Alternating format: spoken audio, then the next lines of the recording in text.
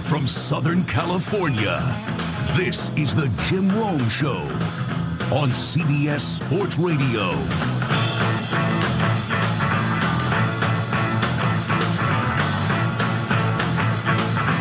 Welcome to the program. We go into hour number 2. I am Jim Rome. We're coming to you live from the Rocket Mortgage Studios.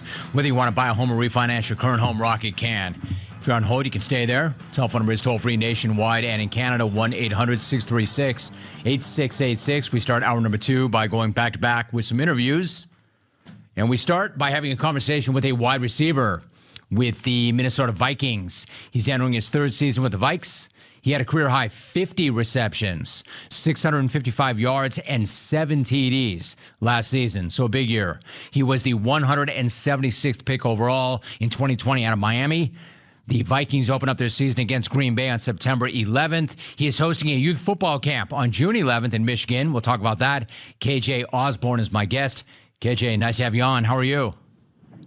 I'm doing awesome, man. How you doing? Thanks for having me. Good. Always good to have you. So break it down for me. What's it been like in preparation for year number 3? How's your offseason going so far? What's your process been like? Right. The offseason's been really well, man. I started my offseason in Miami, down with my trainer, Mo Wells. That's who's been doing all my work, ever since I came out, coming from the combine.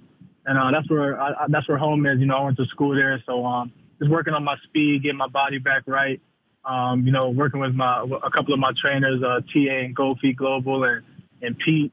And tight end you, a couple of guys, things I do on the field, a couple of my goals. Getting ready to kind of go back into OTAs, new offense, new coaches.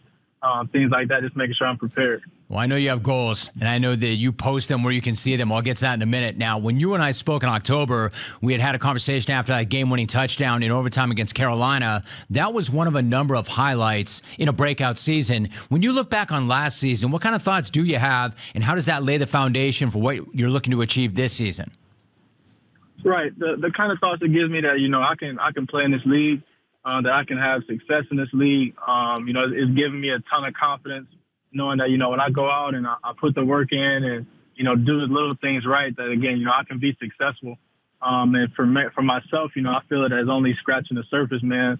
There's a bunch of things that I want to do to be a premier receiver in this league, be one of the best, slot receivers or, all-purpose receivers in this league, to help my team, win a championship. That's our goal here in Minnesota. Like I said, we're super excited having KO here. Obviously, me playing alongside Justin Jefferson, Adam Thielen, 2 guys that, I can continue to learn from. And, I can really be that third weapon to take us over the top.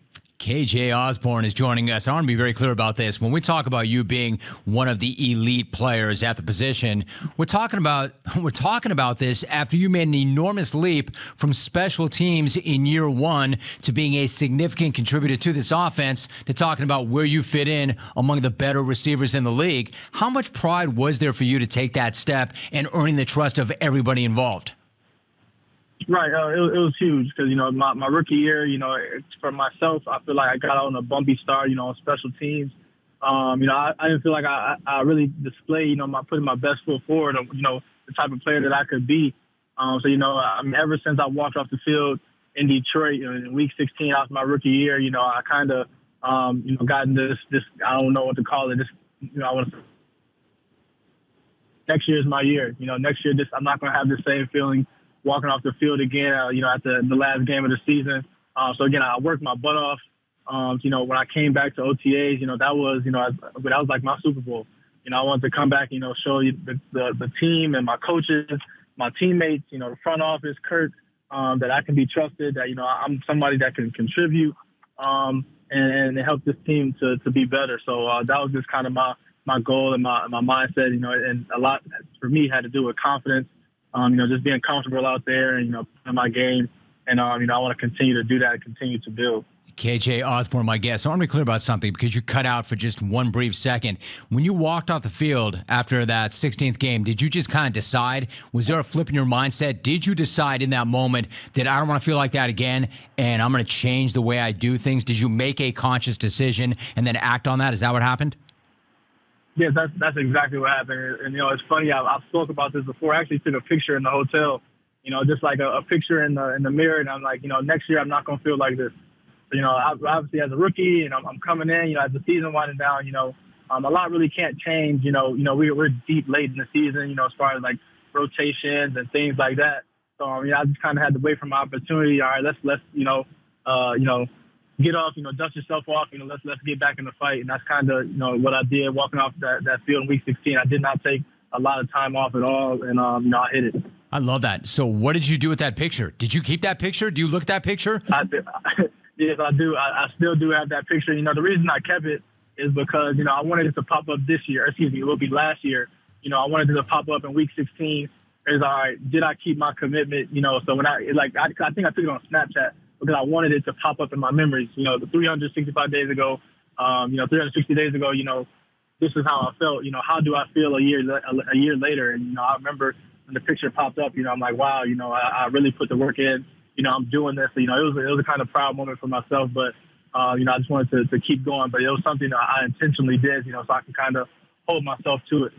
I love this story so much. Like I'm trying to talk to you about some other things, but just one more thought about that. So when you saw that picture a year later, like what kind of thoughts did you have? How did that make you feel? How did you look to yourself in that picture compared to how you looked to yourself a year earlier?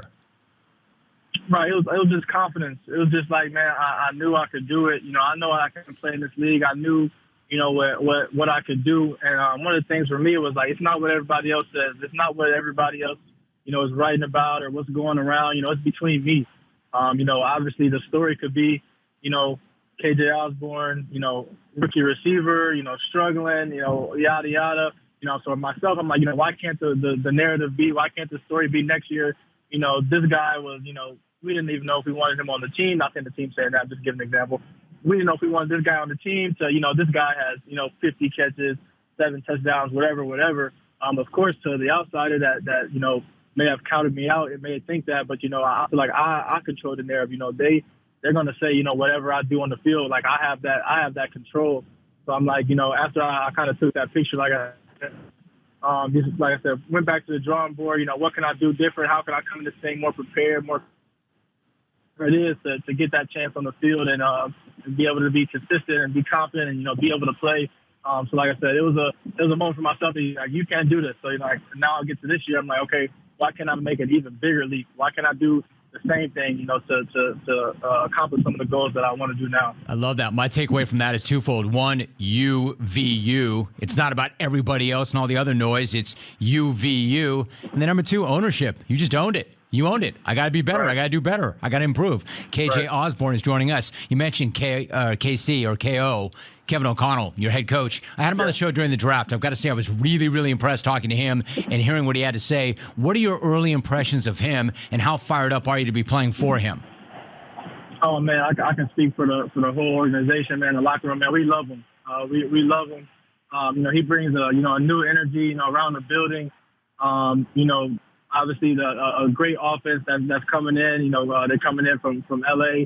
Like I said, we're so excited. We're super excited, for all the things that, we have in store to do on offense. He's a super smart guy, really, really cool and easy to talk to, makes us feel really comfortable. Like kind of like that family feeling again, almost like we're in college. So we love him around the building, and we're super excited for him here in Minnesota. Let's see, you started to touch on this, but if you could again, when you look at the Rams offense and you look at the way they spread the ball around in the passing game, what kind of thoughts do you have? Or better yet, what kind of a role do you anticipate for yourself this year? Right. When I look at that offense, obviously, they're spreading it out and, they're doing multiple things. They're going fast. They're going slow. They're controlling the tempo. They have the ability to do a lot of different things. And I think we have that as well. Obviously, us 3 at receiver, we got Herb coming back from tight end, so I'm super excited about. Obviously, we got Dalvin and Matty back there. We're obviously led by Kirk. I feel like we have a lot of weapons as well. That a great coach like KO and our OC Wes Phillips to be able to play with and move all around. So I'm super excited, man. As far as the role, I think I'll be more like kind of all around. I'm a guy. I can play X, I can play Z, I can play F. Obviously. My main position is F, but I'm a guy that can kind of move all around. I can play inside or outside, rather that be blocking or, bubbles or, going deep across the middle, make third down catches.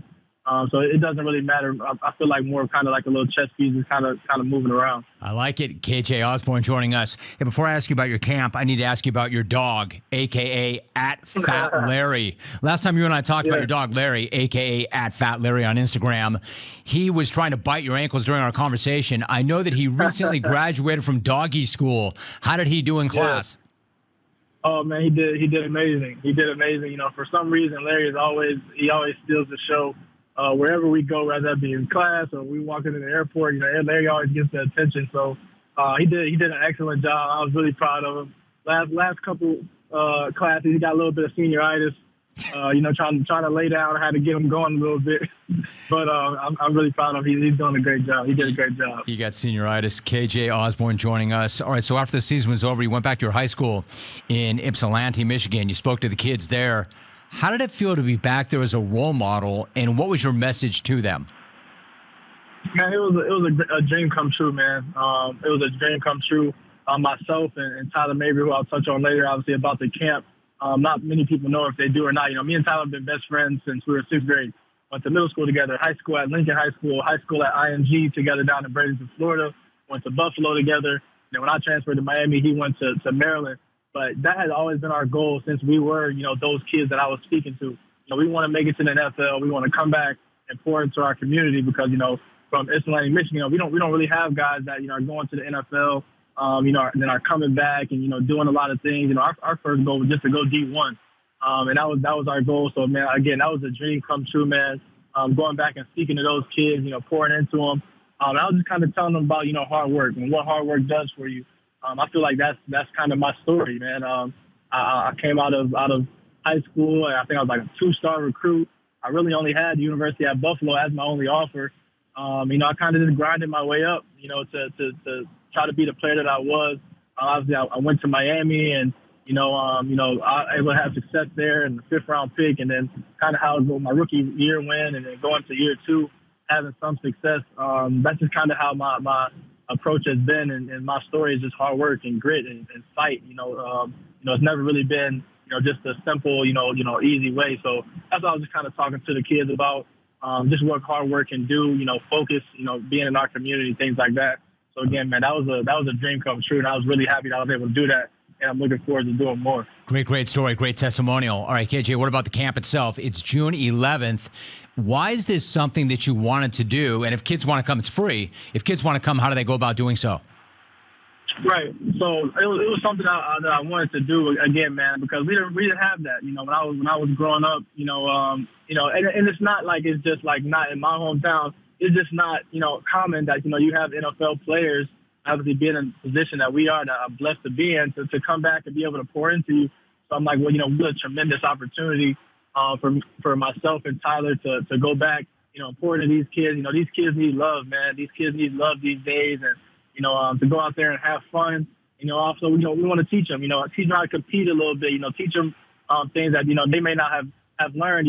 Who wouldn't want to learn from NFL players? I know I would have when I was in 6th grade, 7th grade, 8th grade. So I think that it was a tremendous opportunity for us. Again, something that we've wanted to do since we were in 6th grade. So we're really happy that we're able to fulfill it. The camp is actually sold out. It's sold out pretty fast. But this is our first one. It was in the link in my bio. But actually, we do have a couple other shirts available. So for kids that are able to walk up, they'll be able to do so. And again, we wanted to make it free, man. It's not about the money. It's about pouring back. Like I said, these kids need love, especially these days. While we're here, like I want my prayers go out to the families in Texas that had that tragic thing happen, man. There's so much stuff going on in our world today, man. These kids, they just need love and to have fun and to show them that people love them and care on them, man. So that's why it was free. That's why we get again.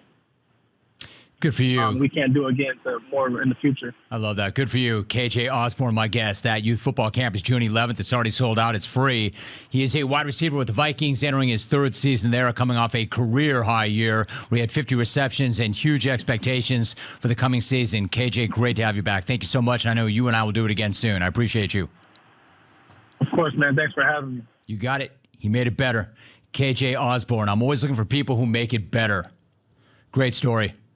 Story of grit. Like, there is no straight line. No straight line from A to B, or no straight line from here to success. He said it himself. He was a 2-star player coming out of high school. And the University of Buffalo was his real only opportunity. Ended up in Miami and mid-round draft pick and just kept grinding. He said even after his first year when he played special teams, when it was kind of rocky, he took that picture of himself and said, I've got to do better. I want to remember. That's how I felt. That's how I felt. That's where I was. That was my mindset. And 1 year from now, I want to take another picture and I want to see what I look like and what I feel like. That is such a good story.